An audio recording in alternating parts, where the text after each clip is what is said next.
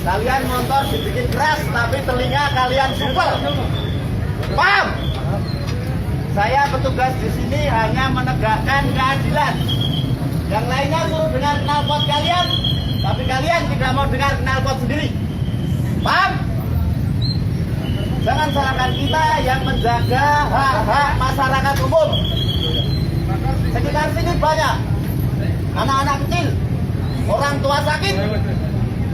Kalian tidak punya otak. Sadar tidak orang tua kalian sudah tua, sakit di sekitar sini. Mana toleransi kalian? Jangan salahkan kami yang menindak menjaga hak-hak masyarakat umum. Camkan itu. Ikuti proses yang ada, pemeriksaan yang ada, ikuti aturan mainnya. Kalian warga yang bertanggung jawab. Paham? Ikuti tugas yang ada.